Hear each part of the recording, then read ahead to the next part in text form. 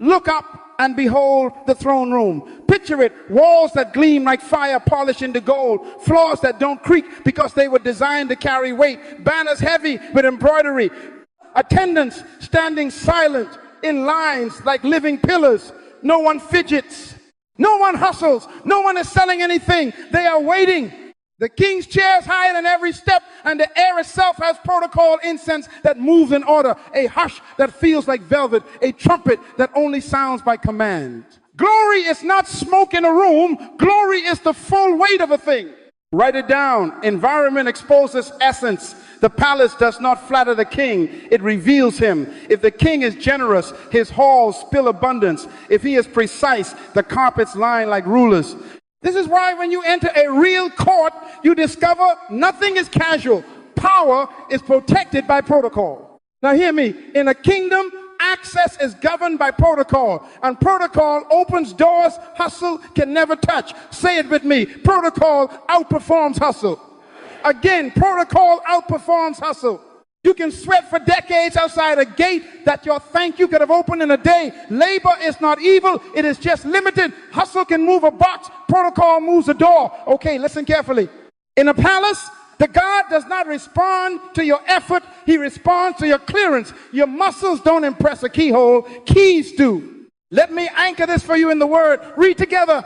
These are the words of the Holy One, the true one, who has the key of David, who opens and no one will shut, who shuts and no one opens. See, I have set before you an open door, which no one is able to shut. Revelation 3-7-8. Read it again. Go. That is court language, keys, doors, authority. He didn't promise you more hustle. He promised you keys. Doors do not respect desperation. They recognize authority. Now, protocol number one is hinted right at the gate. Read Psalm 100-4 aloud. Enter his gates with thanksgiving and his courts with praise. Did you hear that? Gates are not opened by groaning. They are opened by gratitude.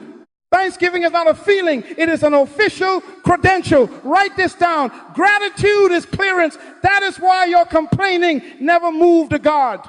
He was waiting for your badge. And then there is the scepter. You cannot understand favor without seeing a scepter. When Esther stepped to the threshold of death, she did not bring hustle. She brought protocol. The book says, and when the king saw Queen Esther standing in the court, she won favor in his sight. And he held out to Esther the golden scepter. Then Esther approached and touched the tip of the scepter. Esther 5. That's the moment. Timing, posture, honor. She didn't rush the throne. She read the room. She didn't bargain. She bowed. And the door that no human could open, law against approaching uncalled, was opened by a gesture of the king, and no human could close it. Are you with me? We are entering a kingdom, not a religion. Religion teaches you to hustle for points. The kingdom trains you in protocol for access. In religion, you campaign as if God is up for election. In a kingdom, you approach as if a king's will is law. This is why your long list didn't produce what 5 minutes of correct approach could release. The king's court is not moved by panic, it is moved by principle. The key of David is not a bus pass, it is an authorization. Write this down and put it where your worry used to live. Doors that resist sweat respond to scepters. Gates that ignore noise salute thanksgiving. The court is a world where proximity outruns productivity, where honor outruns effort, where decree outruns desire. Today, I am taking you out of the outer courtyard of hustle into the inner logic of royalty. If he opens, no man closes. If he closes, no man opens. Protocol is the path. Access is the power. Favor is the outcome. Now, lift your head, citizen. Act like where you are headed. Stop bringing ballots into a throne room. God is not campaigning. He is not asking for your vote. He is demanding your alignment. Write this down. In a true kingdom, the king carries obligation for the welfare of his citizens. Provision is not negotiated. It is reputation bound. Nothing is more important to a king than his name. Your grocery bill, your health, your protection, these are not favors you beg for. They are signatures of his governance. Read it with me. Go. He leads me in paths of righteousness for his name's sake. Psalm 23-3. Read it again. Go. Namesake means reputation. He keeps you to keep his crown clean. This is why kingdoms are different from democracies, completely opposite to socialism. In a democracy, you pressure leaders with polls. In a kingdom, the king pressures himself with promises. In socialism, the state redistributes to survive. In the kingdom, the king overdistributes to display glory. Are you hearing me? The quality of the citizen advertises the quality of the throne. All the kings in your world measure your king by you. This is why he insists on adding all these things. Read together. Seek first the kingdom of God and his righteousness, and all these things will be added to you. Matthew 6:33. Not negotiated, added. Now let me correct your prayer posture. We keep praying for God to bless us. Wrong prayer. That's an insult to a king. A king expects you to assume blessing and acknowledge source. Jesus said, do not be anxious, saying, what shall we eat, drink, where? Your heavenly Father knows. Matthew 6:31-32. He knows because he owes by his own name. Ezekiel 36:22. It is not for your sake, but for the sake of my holy name. Stop begging for bread like orphans. Worship like citizens. Gratitude is how a kingdom child pays respect for what the king already budgeted. Identity check. You are not voters trying to sway policy. You are royal citizens under oath and favor. Philippians 3:20 says our citizenship is in heaven. Ambassadors don't campaign, they carry decrees. You don't wear stickers, you wear a crest. Your confession is not, I hope he wins, but thine is the kingdom, the power, and the glory. Say it aloud. I represent the reputation of my king. Therefore, his resources defend his name in my life. So what is our aim? Alignment by protocol, not panic. Protocol says, honor first, then ask. Protocol says, approach by thanksgiving, then present the case. Protocol says, wait for the scepter, then speak with decree language. Panic is democracy in prayer. Protocol is citizenship in action. Come like Esther, not like a protester. Present the matter as a loyal courtier and watch the king move, not to keep you impressed, but to keep himself impossible to accuse. For his name's sake, the door opens and no man can shut it. What is protocol? Write it down. Protocol is the law of approach that protects power and preserves the petitioner. Power without protocol is dangerous. Approach without order is fatal. Think electricity. High voltage doesn't hate you. It needs a transformer. The throne is concentrated authority. Protocol is the transformer. It steps glory down into a pathway you can survive, and in that survival, you qualify for favor. Read together. Go, do not put yourself forward in the king's presence or stand in the place of the great, for it is better to be told, come up here, than to be put lower in the presence of a noble. Proverbs 25:6-7. Read it again. Go. That is approach law. Don't push, don't presume, don't perform. Wait to be summoned. Why? Because in the kingdom, order is not preference, order is protection. Esther understood this. Hear her words. All the king's servants know that if any man or woman goes to the king inside the inner court without being called, there is but one law to be put to death, except the one to whom the king holds out the golden scepter. Esther 4:11.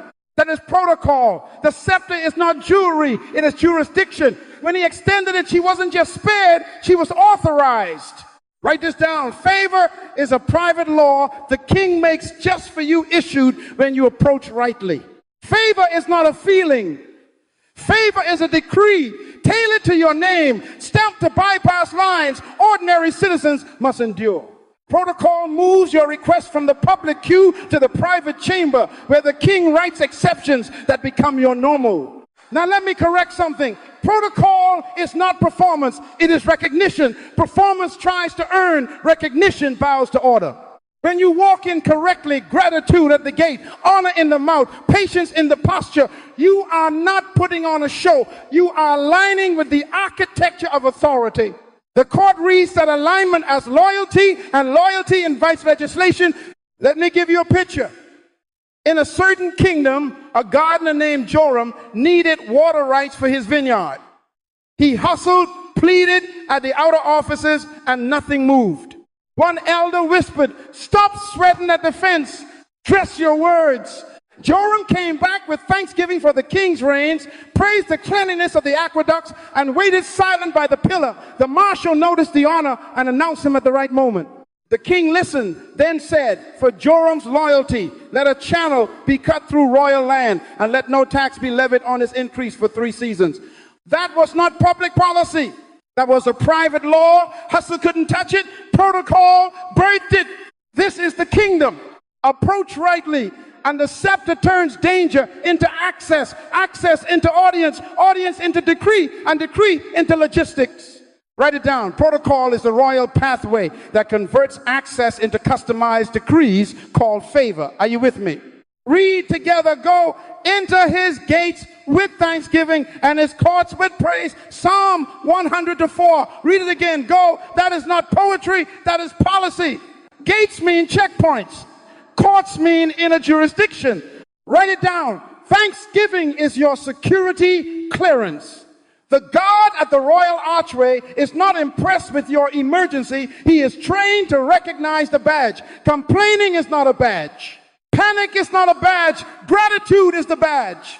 Okay, listen to me carefully. In a democracy, you can shout at the steps and demand service. In a kingdom, you acknowledge ownership and receive access.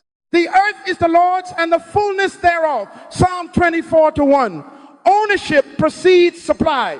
Worship is simply acknowledging who owns what. That's why Psalm 100-4 puts thanksgiving at the gate, because the first test is not your need, it's your allegiance. Stop negotiating rations. Start acknowledging the source. Gratitude attracts provision. Not prayer. Wrong prayer is begging for what the king already budgeted to protect his reputation. Right approach is thank you that identifies the king as owner and you as loyal citizen. Security checks begin at the gate with gratitude. Picture this. 2 petitioners arrive. One lists shortages, waives bills, argues policy. The other lifts his head and says, your rains watered my field last season. Your angels kept my family last night. Your word spared my mind this morning. Thank you. The first man makes noise outside. The second is noticed inside. Which one are you? Philippians 4-6 agrees with the court manual. In everything by prayer and supplication with thanksgiving, let your requests be made known to God. With thanksgiving, not after, with the roll call of his past. Faithfulness is your first line every time. Thank you for breath. Thank you for bread. Thank you for the doors you already opened and the ones you closed to protect me. Thank you for the blood, the cross, the empty tomb. Thank you for keeping your name clean in my story. Thank you, thank you, thank you.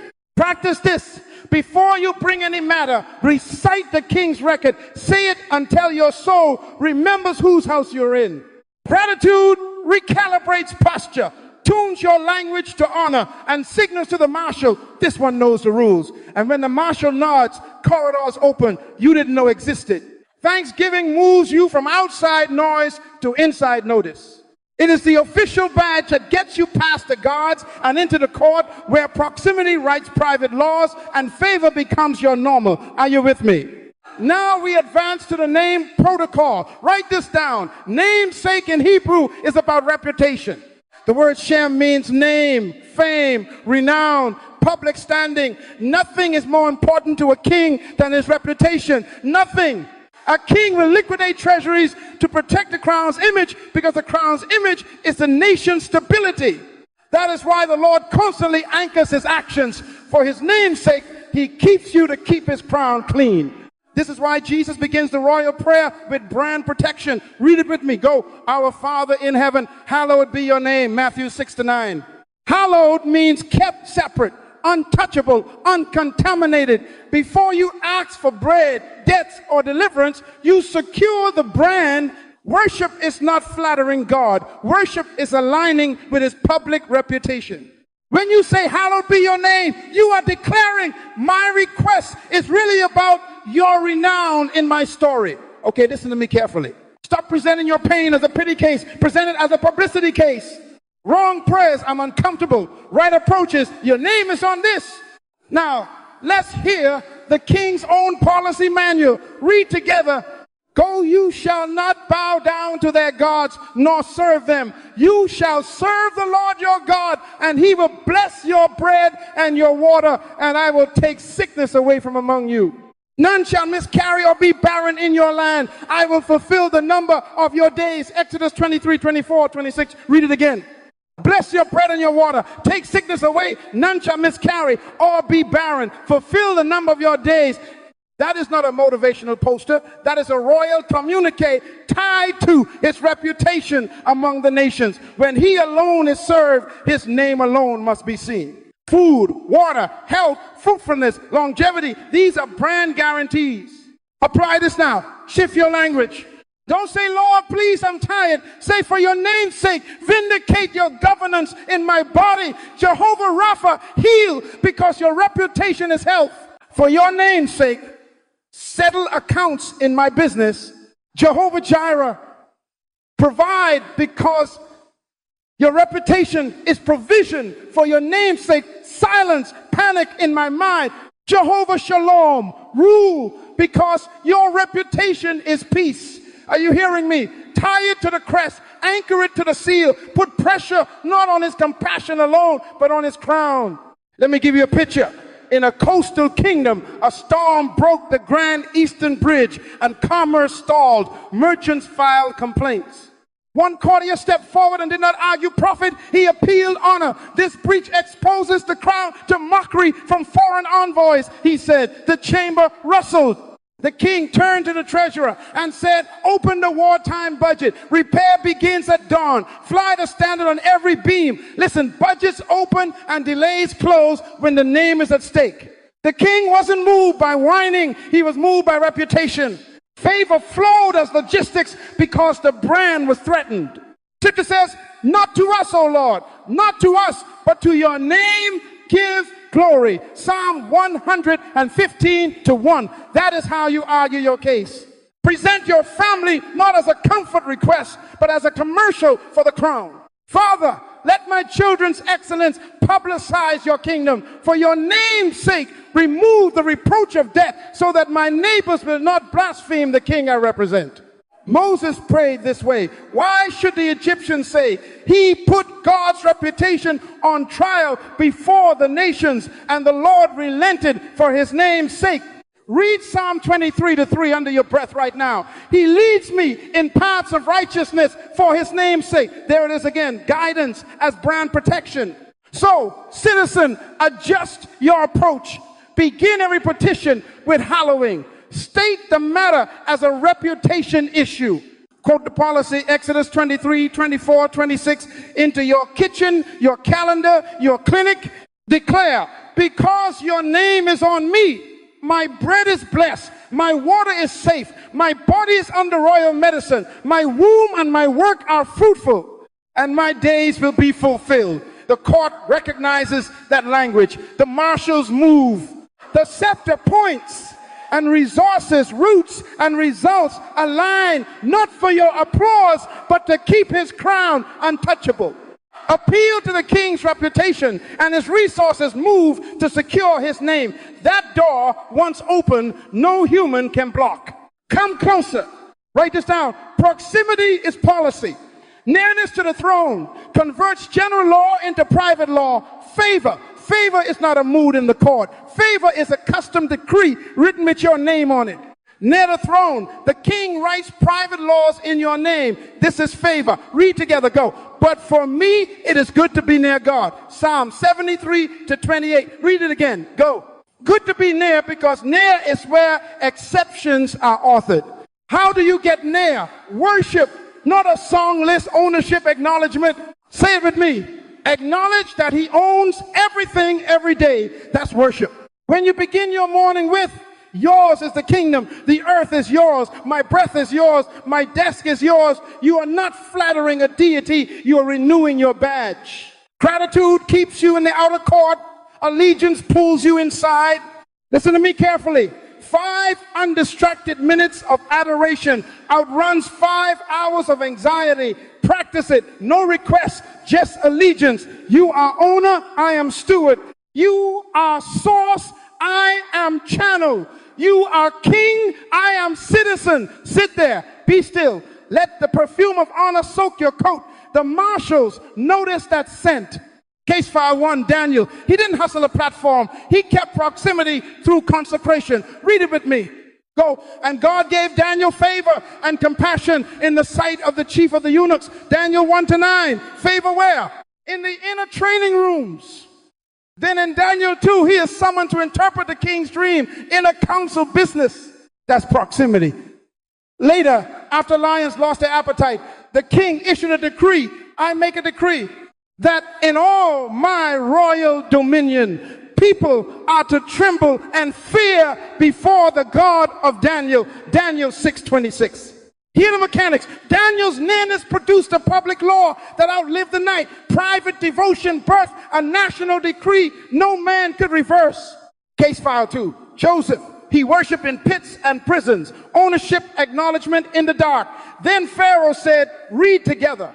Go, you shall be over my house. Only as regards the throne will I be greater than you. And without your consent, no one shall lift up hand or foot in all the land of Egypt. Genesis 41-44. That is inner council favor. The signet ring meant private law on demand. Joseph spoke and grain moved like rivers. Logistics obeyed his word because his chair was near the throne. That is what proximity does. It converts famine into supply chains and makes your counsel irreversibly authoritative. Okay, let's bring it home. Outer court worship is your lobby. Inner court favor is your legislation. The difference is focus. Stop treating worship as the warm-up for requests. Wrong order. Worship is the appointment. Make this your daily protocol. Before you touch a list, spend unbroken minutes in adoration. No ask, just allegiance. Call his name Jehovah Jireh. You own provision. Jehovah Rapha. You own health. Jehovah Shalom. You own peace. Declare, all I am and all I oversee are yours. Stay until your soul quiets and your words become few. Then watch. The king will whisper specifics others aren't authorized to hear. He will stamp exceptions others aren't qualified to carry. Policies will bend around your assignment. Calendars will make room. Budgets will reroute. Because near the throne, the king writes private laws in your name. And when a royal decree leaves that chamber, no committee, no critic, no demon, no human can reverse it. Are you with me? Now that you are near, watch your words. Write this down. Speech is protocol. In a throne room, language is not casual. It is currency. Honor is the denomination. Presumption is counterfeit. Read together. Go. If it please the king, let it be written. Esther 8-5. Read it again. Go. That is not groveling. That is governance. Titles locate you. Honor unlocks audience. Presumption cancels it. In courts, the first sentence is posture. If it please the king, that phrase bows your will to his will and positions your request under his dignity, not your desperation. Listen to me carefully. Shift from needs to decrees. Stop broadcasting panic. Start framing outcomes as royal interests. Ecclesiastes 8-4, read it with me. Where the word of a king is, there is power. The court does not trade in complaints. It trades in commands. Nehemiah understood. Then the king said to me, what are you requesting? And I said to the king, if it pleases the king, send me to Judah that I may rebuild it. Nehemiah 2-4. He did not rant about rubble. He framed a royal project. Result? Permission, papers, provision. That is decree language. Guard your tongue. There is no murmuring in the court.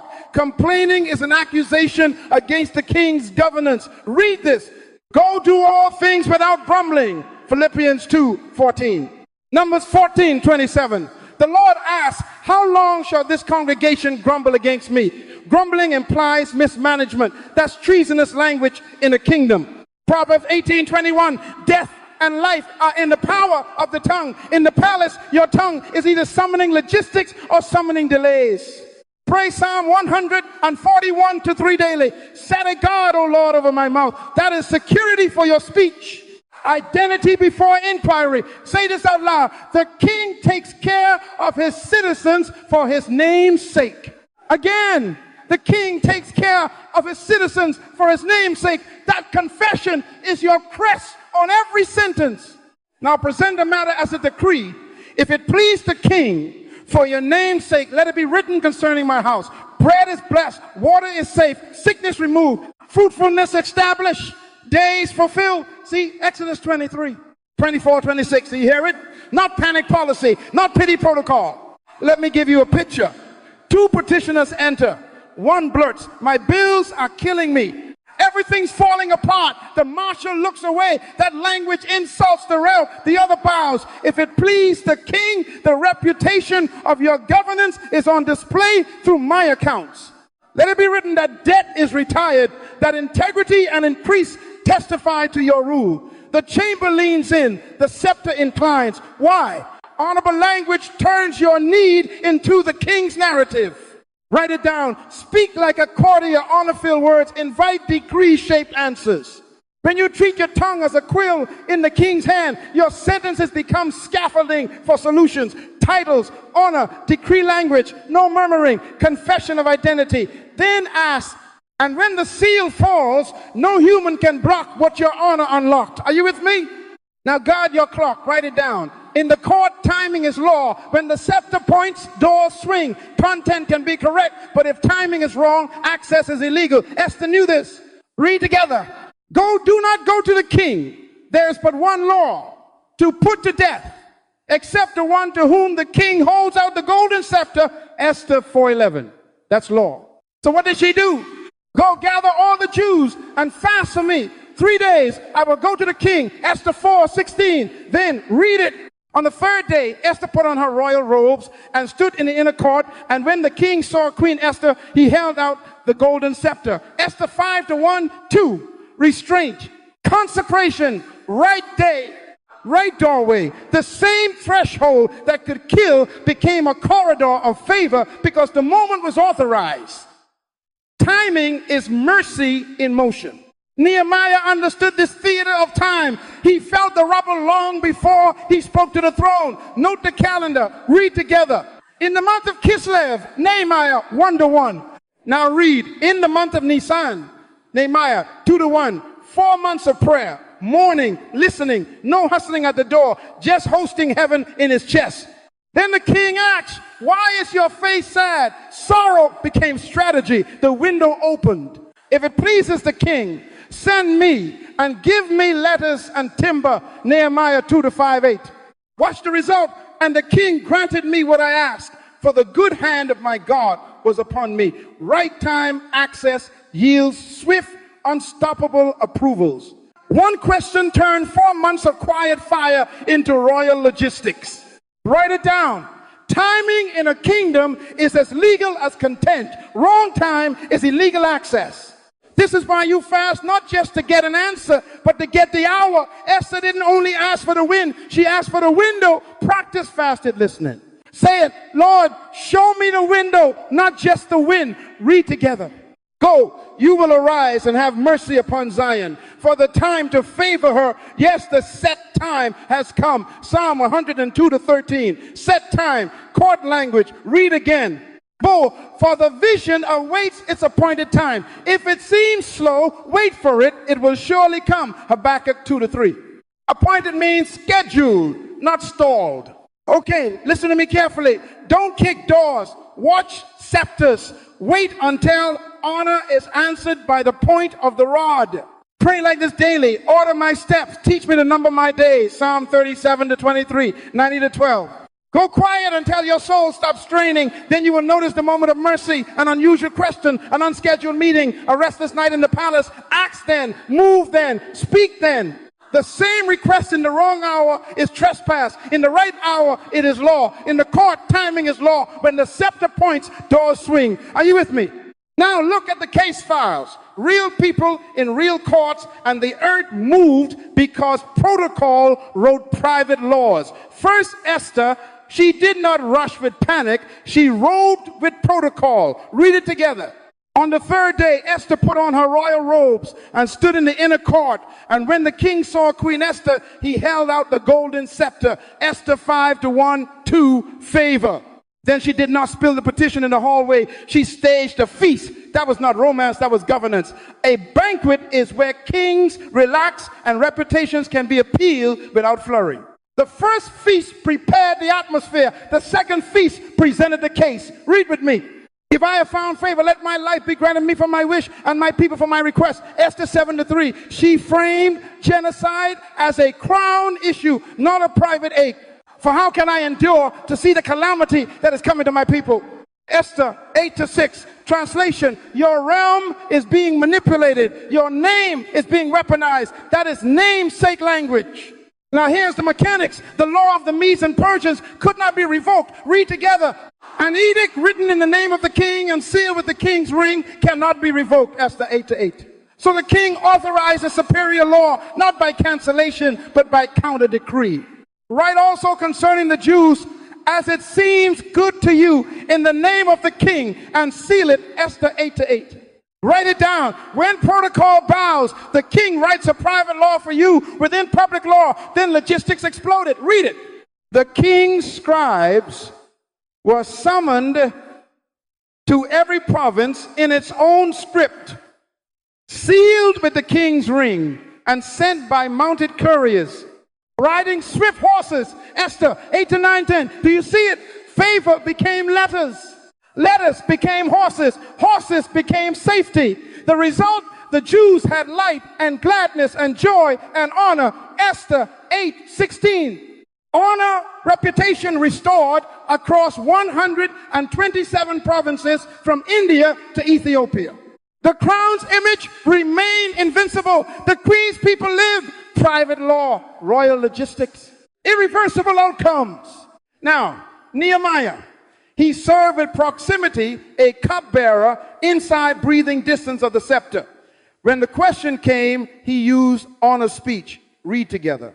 Then I said to the king, if it pleases the king, and if your servant has found favor, send me to Judah that I may rebuild it. Nehemiah 2-5. Not rubble talk, ram talk. Why? Broken walls broadcast a weak empire. He appealed to stability, which is brand. Then he moved from petition to paperwork. If it pleases the king, let letters be given me to the governors, and a letter to Asaph to give me timber. Nehemiah 2-7-8. That's decree, language, drafting, logistics. And the king escalated the protocol. The king sent me with officers of the army and horsemen. Nehemiah 2-9. See it? Letters, timber, military escort, supply chains on royal rails. And the king granted me what I asked, for the good hand of my God was upon me. Nehemiah 2-8. Later he told the people, read it. Go, come, let us build, that we may no longer suffer derision. Derision is reputation damage. Rebuilding served the king's order and God's name simultaneously. Namesake safeguarded. Now connect heaven's master key. Read together. The Holy One, who has the key of David, who opens and no one will shut, who shuts and no one opens. Behold, I have set before you an open door. Revelation 3-7-8. The signet in Persia made a door no man could shut. The key of David in Christ makes a door no realm can touch. When you approach with protocol, gratitude at the gate, honor in the mouth, proximity in worship, timing and restraint, the king writes private law. And when he writes, he ships. Horses move. Let us run. Wood arrives. Armies escort. The opposition reads the seal and stands down. Write this down. Proximity plus protocol equals private law plus logistics. That is how empires are reorganized from the inside out, by sealed words that convert favor into delivery. Are you with me? Now let us open the mechanism. Write it down. A decree is not a suggestion. Once sealed, it becomes public law and cannot be reversed. Read together. Go. An edict written in the name of the king and sealed with the king's ring cannot be revoked. Esther 8-8. Read it again. Go. The signet is not decoration, it is delegation. When the ring touches the wax, the king's person stands behind the parchment. That seal converts private words into public pathways. Scribes write it. Couriers write it. Gates recognize it. Enemies read it and retreat. That is court mechanics. Heaven runs on superior mechanics. The Lord does not stamp with gold. He stamps with his name and his spirit. Read it.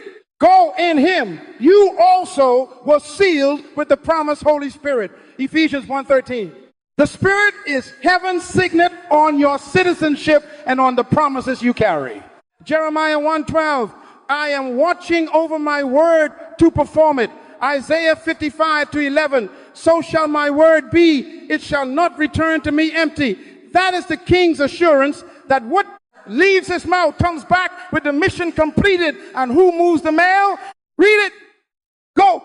Are they not all ministering spirits sent forth to minister for those who shall be heirs of salvation? Hebrews 1:14. Angels are royal couriers. Psalm 103:20 adds, bless the Lord, you his angels who do his word. They respond to sealed speech, not scattered panic. From promise to process, here is the chain. The king speaks. The seal is applied. His name, his spirit, his reputation. The word is inscribed. Scripture confirmed in your mouth. Then logistics deploy. People shift places. A man will meet you carrying a jar of water. Luke 22:10. That's scheduling. The Lord has need of it, and the coat appears, Mark 11:3. That's requisition. I have commanded a widow there to feed you, 1 Kings 17:9. That's pre-authorization. Letters, rooms, timber, transport, aligned to the word. The decree authorizes supply lines. The seal enforces them. The couriers accelerate them. Now, a correction. Protocol impacts the pace. Right approach accelerates sealing. Wrong posture delays or denies. James 4:6. God resists the proud, but gives grace to the humble. Numbers 14 shows us an entire generation slowed by grumbling. The complaint language created a wilderness calendar. Hebrews 4:2 warns the word did not profit them, not being mixed with faith. The content was royal. The posture was illegal. But when you enter with thanksgiving, speak with honor, wait for the scepter, and frame requests in his namesake, the ring answers swiftly. Seals fall faster where honor is heavy. Assurance now. Read it with me. He who opens and no one will shut, who shuts and no one opens. Revelation 3-7. Irreversible doors. When the king seals, committees become spectators. Systems bow. Demons stand down. Write it down. The king's sealed word turns your request into an irreversible supply chain. Expect movement, angelic human material, because the crown has spoken and the signet has fallen. Are you with me? Now we talk conduct. Write it down. Decorum is doctrine in the throne room. Before your mouth ever opens, your manner has already testified for or against you. Honor in appearance and attitude speaks protocol before your mouth ever does. You don't sprint into majesty with mud on your soul and call it fate. Wrong spirit. Read together. Go to appoint unto them the garment of praise for the spirit of heaviness. Isaiah 61:3. Read it again. Go, garment. That means dress code. Do not wear worry into a throne room. Heaviness is illegal fabric in the presence of a king. Change your coat at the door, put on praise. How? Catalog his goodness until your countenance changes. Why are you cast down, O my soul? Hope in God. Psalm 42:5. Your face is a billboard for the king you claim to represent. Fix the billboard. Gifts now. In kingdoms, honor travels in your hand before your words travel from your lips. Read it with me. Though a man's gift makes room for him and brings him before great men. Proverbs 18:16. Room making is a court function. 1 Chronicles 16:29 commands. Bring an offering and come before him. Worship the Lord in the beauty of holiness. That's entrance language. The Queen of Sheba understood. She didn't arrive to Solomon with opinions. She arrived with caravans. That wasn't bribery. That was protocol. Proverbs 21:14 adds, a gift in secret pacifies anger. Translation, honor settles atmospheres. When you approach the king, bring something gratitude, name out loud, a vow fulfilled, an offering prepared. Honor precedes answers. Wrong approach is hands empty, heart casual, mouth demanding. That's an insult to a king. Silence, rule. Courts are not cafeterias of chatter. They are councils of discernment. Read together. Go. Guard your steps when you go to the house of God. Let your words be few. Ecclesiastes 5:1-2. Read it again. Go. Few. James 1:19 says, be quick to hear, slow to speak, wise courtiers, listen for the scepter before they launch sentences. Even fools look brilliant when they learn restraint. Proverbs 17:28. Do not rush the throne with verbal clutter. Pause, breathe, let honor settle. Many of you cancel favor, not with content, but with noise. Body language speaks law. Knees and heads communicate allegiance. Read it. Go, oh, come, let us worship and bow down. Let us kneel before the Lord our Maker. Psalm 95:6. Posture is preaching.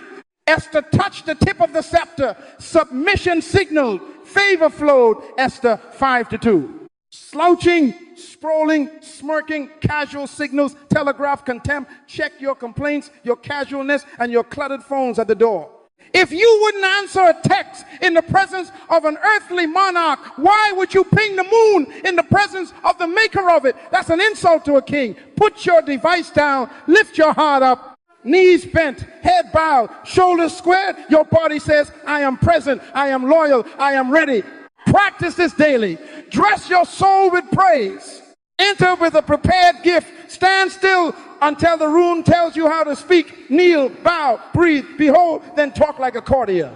Write it down. When honor walks in wearing praise, carrying gifts, guarded by silence, and crowned with posture, decrees arrive faster than speeches. Are you with me? Now we activate.